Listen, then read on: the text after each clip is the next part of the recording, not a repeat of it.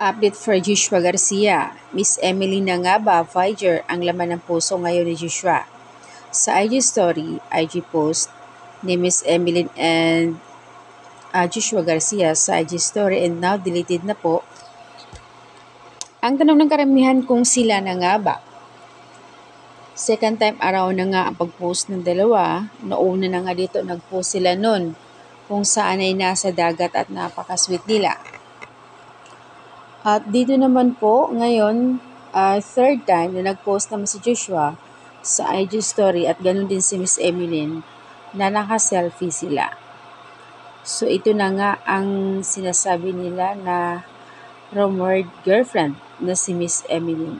Bagay na pwede na nga raw ilantad ni Joshua at hindi naman siya showbiz.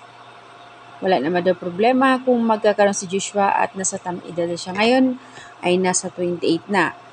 Kaya pwede nang ilantad ang sino man ang babaeng napusuan niya.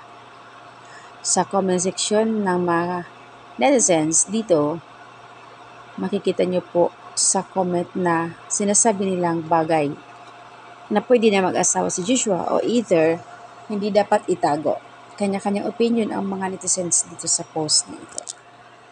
And fairness naman, nagkalat na nga ang photos nila dito sa Twitter, kaya naman siguro deleted na nga ni Joshua and Miss Emily.